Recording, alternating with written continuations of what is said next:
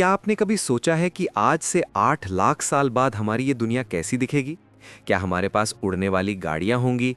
क्या हम अमर हो चुके होंगे? या फिर इंसानियत का नामो निशान ही मिट चुका होगा? हम अक्सर सोचते हैं कि समय के साथ हम और बेहतर होते जाएंगे, हम और ताकतवर होते जाएंगे। लेकिन क्या हो अगर मैं आपसे कहूं कि इंसानियत का भविष्य तरक्की नहीं, बल्कि एक भयानक पतन है। आज हम जिन सुख सुविधाओं के पीछे भाग रहे हैं, वही एक दिन हमें किसी का शिकार बना देंगी। नमस्कार दोस्तों, स्वागत है आपका द मेटा बुक्स पर। आज हम जिस किताब की गहराई में उतरने वाले हैं, वो सिर्फ एक कहानी नहीं है, बल्कि भविष्य की एक डरावनी चेतावनी है। ये किताब है साइंस फिक्शन के पितामह कहे जाने वाले H.G. वेल्स की मास्टरपीस द टाइम मशीन। ये वही किताब है जिसने दुनिया को पहली बार टाइम मशीन शब्द दिया। आज हम इस वीडियो में इस पूरी किताब को डिटेल में समझेंगे और जानेंगे कि कैसे अमीर और गरीब की खाई हमें एक दिन जानवरों में बदल सकती है। तो अपनी सीट बेल्ट बांध लीजिए, क्योंकि हम समय की रफ्तार से आगे बढ़ने वाले हैं। और हाँ, अगर आपको ऐसी ही गहरी और दिमाग खोल देने वाली कहानियां पसंद है तो अभी द मेटा बुक्स को सब्सक्राइब कर लें और बेल आइकॉन दबा दें, क्योंकि ये सफ़र बहुत रोमांचक होने वाला है। कहानी की शुरुआत होती है लंदन के एक घर में, एक डिनर पार्टी के दौरान। यहाँ हमारा हीरो है जिसका नाम हमें कभी नहीं बताया जाता। पूरी किताब में उसे सिर्फ द टाइम ट्रैवलर कहा गया है। ये आदमी एक जीनियस वैज्ञानिक है। वो अपने दोस्तों को, जिनमें एक डॉक्टर, एक साइकोलॉजिस्ट, एक पत्रकार और कुछ और लोग शामिल हैं, उनको समझा रहा है कि हम समय के बारे में अब तक जो सोचते आए हैं वो सब गलत है। वो कहता है कोई भी असली चीज़ सिर्फ लंबाई, चौड़ाई और ऊंचाई में नहीं होती, उसकी एक चौथी डायमेंशन भी होती है, और वो है टाइम। वो तर्क देता है कि जैसे हम स्पेस में आगे पीछे जा सकते हैं, वैसे ही हम समय में भी आगे पीछे जा सकते हैं। लेकिन उसके दोस्त इस बात को हंसी में उड़ा देते हैं। उन्हें लगता है कि ये कोई फिलॉसफी झाड़ रहा है। अपनी बात साबित करने के लिए टाइम ट्रैवलर एक छोटा सा मॉडल, एक खिलौना मशीन टेबल पर रखता है। वो कहता है ये मेरी टाइम मशीन का प्रोटोटाइप है। वो एक लीवर दबाता है और देखते ही देखते सबकी आंखों के सामने वो छोटी मशीन हवा में धुंधली होती है और गायब हो जाती है। कमरे में सन्नाटा छा जाता है। लोग हैरान हैं, लेकिन फिर भी उन्हें लगता है कि ये कोई हाथ की सफाई या जादू है। कोई भी ये मानने को तैयार नहीं कि मशीन सच में टाइम में पास्ट में या फ्यूचर में चली गई है। लेकिन टाइम ट्रैवलर को दुनिया को साबित नहीं करना था, उसे खुद देखना था। वो अपने दोस्तों को एक विशाल कमरे में ले जाता है, जहां एक बड़ी मशीन रखी है, असली टाइम मशीन।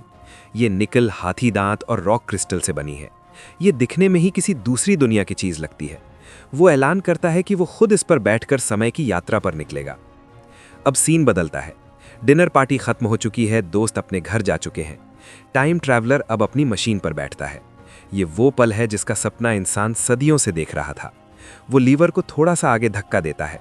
उसे अचानक चक्कर आने लगते हैं, जैसे वो किसी गहरी खाई में गिर रहा हो। वो लीवर को और जोर से खींचता है। अब जो नज़ारा उसकी आंखों के सामने आता है, उसे H.G. वेल्स ने बहुत ही खौफनाक और सुंदर तरीके से लिखा है। उसके कमरे की दीवारें गायब हो जाती हैं। उसे दिखता है कि उसकी नौकरानी कमरे में आती है और एक ही सेकंड में रॉकेट की रफ्तार से निकल जाती है। दिन और रात इतनी तेजी से बदलते हैं जैसे कोई लाइट का बटन ऑन ऑफ कर रहा हो। सूरज आसमान में एक आग की लकीर जैसा बन जाता है। उसे दिखता है कि जिस जगह उसका घर था, वहाँ बड़े बड़े पेड़ उग रहे हैं, इमारतें बन रही हैं और ढह रही हैं। हजारों साल पार करने के बाद वो मशीन को रोकने का फैसला करता है। लीवर खींचते ही मशीन लड़खड़ाती है और वो एक हरे भरे बगीचे में गिर पड़ता है। बारिश और ओले गिर रहे हैं। जब वो संभलता है तो मशीन के डायल पर नजर डालता है। साल है 8,02,701। सोचिए वो आज के समय से कितना आगे आ चुका है। यहाँ का मौसम बहुत सुहावना है। उसे लगता है कि शायद भविष्य में इंसानियत बहुत तरक्की कर चुकी होगी। तभी उसे कुछ लोग अपनी तरफ आते हुए दिखते हैं। लेकिन ये क्या? ये लोग इंसान जैसे तो हैं, लेकिन इंसान नहीं है। इनकी ऊंचाई सिर्फ 4 फीट है, शरीर बहुत नाजुक है, चेहरे बेहद खूबसूरत लेकिन बच्चों जैसे हैं। उन्होंने रंग बिरंगे रेशमी कपड़े पहने हैं। टाइम ट्रैवलर को लगता है कि ये भविष्य के इंसान हैं। वो इनसे बात करने की कोशिश करता है, लेकिन इनकी भाषा बहुत अजीब और सरल है। इन लोगों को एलॉय कहा जाता है। मज़े की बात यह है कि इन लोगों में कोई जिज्ञासा ही नहीं है। वो टाइम ट्रैवलर को देखते हैं, थोड़ा हंसते हैं और फिर फूलों से खेलने लगते हैं। उन्हें देखकर लगता है कि दुनिया से सारी समस्याएं खत्म हो चुकी हैं। न कोई बीमारी है, न कोई गरीबी, न कोई युद्ध। सब खुश हैं, बस फल खाते हैं, नाचते हैं और सो जाते हैं। टाइम ट्रैवलर को लगता है, वाह क्या दुनिया है। शायद इंसानियत ने अपनी सारी समस्याओं को सुलझा लिया है, इसलिए अब उन्हें मेहनत करने की ज़रूरत ही नहीं रही। इसी वजह से ये इतने कमज़ोर और कोमल हो गए हैं। उसे लगता है कि ये एक स्वर्ग है, लेकिन दोस्तों, उसे नहीं पता था कि इस स्वर्ग के नीचे एक नर्क छिपा है। टाइम ट्रैवलर अपनी मशीन को एक बड़े स्फिंक्स, एक सफ़ेद पत्थर की मूर्ति के पास खड़ी करके इस नई दुनिया को एक्सप्लोर करने निकलता है। लेकिन जब वो शाम को वापस लौटता है तो उसके पैरों तले ज़मीन खिसक जाती है। उसकी टाइम मशीन गायब है। वो पागलों की तरह उसे ढूंढता है। उसे घास पर मशीन के घसीटे जाने के निशान दिखते हैं, जो स्फिंक्स की मूर्ति के नीचे बने एक बंद दरवाजे की तरफ जा रहे हैं। वो समझ जाता है कि मशीन अपने आप नहीं गई, उसे कोई ले गया है। वो उन कोमल एलॉय लोगों से पूछता है, लेकिन जैसे ही वो मशीन की बात करता है, वे डर जाते हैं या बात टाल देते हैं। टाइम ट्रैवलर बुरी तरह फंस चुका है। 8 लाख साल आगे, एक अनजान दुनिया में, बिना किसी वापसी के रास्ते के। उसे गुस्सा आता है। वो उस बंद दरवाजे को मुक्कों से पीटता है, लेकिन वो नहीं खुलता। थक हार कर वो वहीं सो जाता है। अगले कुछ दिनों में उसे इस दुनिया का एक और भयानक सच पता चलता है। वो देखता है कि ज़मीन पर जगह जगह गहरे कुएं बने हुए हैं। इन कुओं में से मशीनों के चलने की धक धक आवाज़ आती है और हवा बाहर आती है। उसे समझ नहीं आता कि अगर एलॉय कोई काम नहीं करते तो इन कुओं के नीचे मशीनें कौन चला रहा है। इसी दौरान वो नदी में डूबती हुई एक एलॉय लड़की को बचाता है। हैरानी की बात यह है कि बाकी एलॉय उसे डूबते हुए देख रहे थे, लेकिन किसी ने उसे बचाने की कोशिश नहीं की। भविष्य के इंसानों में दया खत्म हो चुकी है। खैर, वो उस लड़की को बचाता है जिसका नाम वीना है। वीना उसकी दोस्त बन जाती है और हर वक्त उसके साथ रहती है। लेकिन वीना से उसे एक अजीब बात पता चलती है। एलॉय अंधेरे से डरते हैं। जैसे ही सूरज ढलता है, सारे एलॉय बड़े बड़े हॉल में जाकर एक साथ सिमटकर सो जाते हैं। कोई भी बाहर नहीं रहता। आखिर क्यों? अंधेरे में ऐसा क्या है? एक रात टाइम ट्रैवलर की नींद खुलती है। उसे अंधेरे में कुछ चमकीली आंखें दिखाई देती हैं। वो पीछा करता है और उसे एक भयानक जीव दिखता है, सफ़ेद लंगूर जैसा, जिसकी बड़ी बड़ी लाल आंखें हैं और शरीर पर बाल हैं। वो जीव उसे देखकर कुएं के अंदर भाग जाता है। टाइम ट्रैवलर को झटका लगता है। ये एलॉय नहीं है, ये कुछ और है। वो समझ जाता है कि इंसानियत सिर्फ एक नहीं बल्कि 2 प्रजातियों में बंट चुकी है। पहली एलॉय, जो ज़मीन के ऊपर रहते हैं, नाजुक हैं, सुंदर हैं। दूसरी मोरहॉक्स, जो ज़मीन के नीचे रहते हैं, अंधेरे में देख सकते हैं और मशीनों पर काम करते हैं। यहाँ H.G. वेल्स ने अपनी सबसे गहरी बात कही है। ये उस समय के समाज का आईना है। वेल्स का मानना था कि अगर अमीर लोग हमेशा सिर्फ आराम करेंगे और गरीब लोग हमेशा सिर्फ मेहनत करेंगे, तो लाखों साल बाद अमीर लोग एलॉय बन जाएंगे, दिमाग से पैदल और शरीर से कमज़ोर, और मजदूर वर्ग मोरलॉक्स बन जाएगा, जो अंधेरे में रहने का आदी हो चुका है और ख़तरनाक है। टाइम ट्रैवलर को अपनी मशीन चाहिए और उसे पता है कि मशीन उन मोरलॉक्स के पास है। इसलिए वो एक साहसी फैसला लेता है। वो उन गहरे कुओं में से एक के अंदर उतरने का निर्णय लेता है। जैसे जैसे वो कुएं की सीढ़ियों से नीचे उतरता है, उसे मशीनों का शोर और मांस के सड़ने की बदबू आने लगती है। नीचे पहुंचकर वो देखता है कि मोरलॉक्स वहां बड़ी बड़ी मशीनों पर काम कर रहे हैं। लेकिन तभी उसकी नज़र वहां रखी एक मेज़ पर पड़ती है। उस पर खाने का सामान रखा है। जब वो ध्यान से देखता है तो उसकी रूह कांप जाती है। वो इंसानी मांस है, यानी कि एलॉय का। अब टाइम ट्रैवलर को पूरा सच समझ में आता है। ये कोई स्वर्ग नहीं है, ये एक कैटल फार्म है। जैसे हम इंसानों ने मुर्गियों को पाला है ताकि हम उन्हें खा सकें, वैसे ही मोरलॉक्स ने ईलॉय को पाला है। वे ईलॉय को अच्छे कपड़े देते हैं, उन्हें काम नहीं करने देते ताकि वे मोटे ताज़े रहें। और जब रात होती है तो मोरलॉक्स ऊपर आते हैं, किसी भी ईलॉय को पकड़ते हैं और उसे अपना खाना बना लेते हैं। ईलॉय खुश नहीं है, वे बस मवेशी हैं जो अपने कसाई का इंतज़ार कर रहे हैं। ये जानकर टाइम ट्रैवलर के होश उड़ जाते हैं। मोरलॉक्स उस पर हमला कर देते हैं। वो माचिस जलाकर उन्हें डलाता है, क्योंकि वे रोशनी से डरते हैं, और किसी तरह जान बचाकर ऊपर भागता है। अब उसे पता है कि उसकी जान खतरे में है। वे वीना को साथ लेकर एक सुरक्षित जगह ढूंढने की कोशिश करता है। उन्हें दूर एक पुरानी इमारत दिखती है जिसे the palace of green porcelain कहा गया है। ये असल में पुराने ज़माने का, शायद हमारे ज़माने का एक म्यूज़ियम है। यहाँ उसे कुछ काम की चीज़ें मिलती हैं, एक लोहे का डंडा, माचिस की डिब्बी और कपूर। उसे पता है कि आग ही मोरलॉक्स को रोक सकती है। लेकिन म्यूज़ियम से वापस आते वक्त रात हो जाती है। वे एक जंगल से गुजर रहे होते हैं। अंधेरा होते ही मॉरलॉक्स उन पर हमला कर देते हैं। जंगल में हजारों चमकती हुई लाल आंखें उसे घेर लेती हैं। टाइम ट्रैवलर सूखी लकड़ियों में आग लगा देता है ताकि मॉरलॉक्स दूर रहें, लेकिन आग बेकाबू हो जाती है और पूरे जंगल में फैल जाती है। अफरा तफरी मच जाती है। मॉरलॉक्स आग से जल रहे हैं, चीख रहे हैं।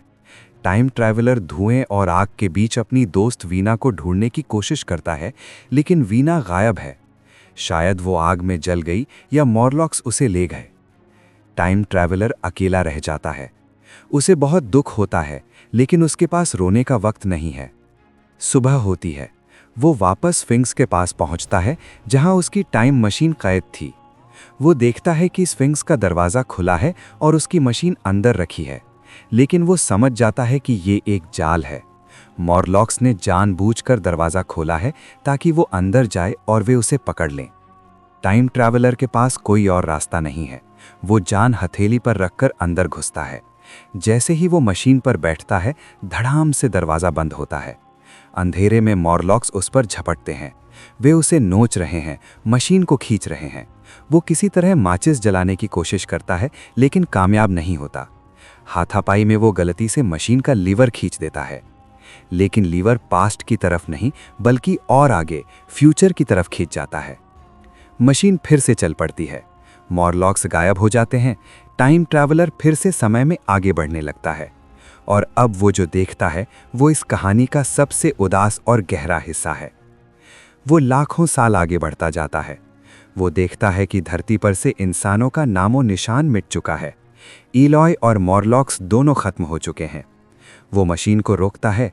अब सूरज बहुत बड़ा और लाल रंग का हो गया है। उसने आसमान का बड़ा हिस्सा घेर लिया है। धरती की घूमने की रफ्तार कम हो गई है, इसलिए दिन और रात अब नहीं होते। एक तरफ हमेशा दिन रहता है, एक तरफ रात। समुद्र का पानी खून जैसा लाल दिख रहा है। हवा बहुत पतली है, सांस लेना मुश्किल है। उसे समुद्र के किनारे विशालकाय केकड़े जैसे जीव दिखते हैं जो धीरे धीरे रेंग रहे हैं। इसके अलावा कोई आवाज नहीं है। वो सन्नाटा उसे काटता है। वो और आगे जाता है, 3 करोड़ साल आगे। अब वो देखता है कि धरती पर कड़ाके की ठंड है। सूरज बुझ रहा है, समुद्र जम चुका है। आसमान में अब तारे नहीं दिखते। वहां अब केकड़े भी नहीं हैं, सिर्फ एक गोल काला सा जीव समुद्र के काले पानी में फड़फड़ा रहा है। यहाँ वेल्स हमें एंट्रोपी का कॉन्सेप्ट समझाते हैं कि अंत में सब कुछ बिखर जाएगा, सब कुछ शांत हो जाएगा। जीवन, संघर्ष, प्रेम, नफरत, सब कुछ शून्य हो जाएगा। ठंड और सन्नाटे से घबराकर टाइम ट्रैवलर लीवर को रिवर्स करता है। वो वापस अपने समय की तरफ लौटना शुरू करता है। सदियां उल्टी दिशा में भागती हैं। सूरज छोटा होकर पीला होता है। फिर वो 8 लाख वाली दुनिया पार करता है। फिर हमारे आज के समय के करीब आता है। आखिरकार मशीन रुकती है। वो अपनी लैब में है। वही तारीख, वही समय जब वो गया था। उसके दोस्त अभी भी बगल के कमरे में डिनर कर रहे हैं। उसके लिए 8 दिन बीते थे, लेकिन यहाँ सिर्फ कुछ घंटे। वो लड़खड़ाते हुए डिनर टेबल पर पहुँचता है। उसकी हालत खराब है। कपड़े फटे हुए हैं, चेहरा धूल से सना है, पैरों में चोट है। उसके दोस्त उसे देखकर हैरान रह जाते हैं। वो खाना खाता है और फिर उन्हें अपनी पूरी कहानी सुनाता है, इलॉय की, मॉरलॉक्स की, वीना की और दुनिया के अंत की। लेकिन जैसा कि उम्मीद थी, कोई उस पर विश्वास नहीं करता। वे सोचते हैं कि शायद वो पागल हो गया है या कोई सपना देख रहा था। अपनी सच्चाई साबित करने के लिए टाइम ट्रैवलर अपनी जेब में हाथ डालता है और टेबल पर 2 फूल रखता है जो वीना ने उसे दिए थे। वे फूल अजीब थे। उनकी पंखुड़ियां मोम जैसी थीं और वो मुरझा नहीं रहे थे।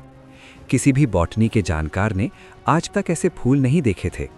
ये एकमात्र सबूत था कि वो सच बोल रहा था। कहानी के अंत में अगले दिन इस कहानी को सुनाने वाला नरेटर टाइम ट्रैवलर से मिलने उसकी लैब में जाता है। टाइम ट्रैवलर उसे कहता है, बस मुझे आधा घंटा दो, मैं तुम्हें एक ठोस सबूत लाकर दूंगा। और वो अपनी मशीन लेकर फिर से निकल पड़ता है। नरेटर वहां खड़ा इंतजार करता है। 1 घंटा बीतता है, 1 दिन बीतता है, 3 साल बीत चुके हैं। टाइम ट्रैवलर कभी वापस नहीं आया। तो दोस्तों, ये थी H.G. वेल्स की द टाइम मशीन।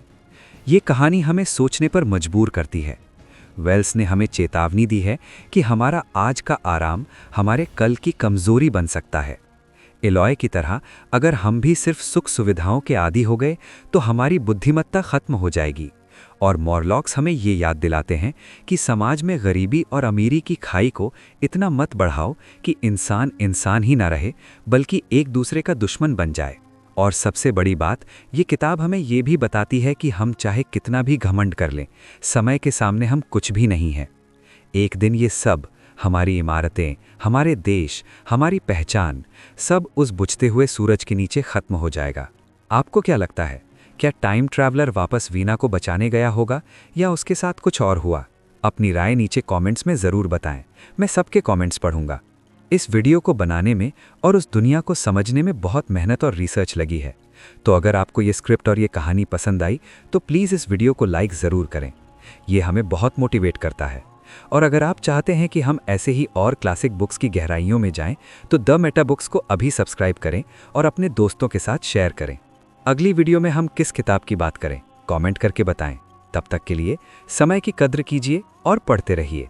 जय हिंद।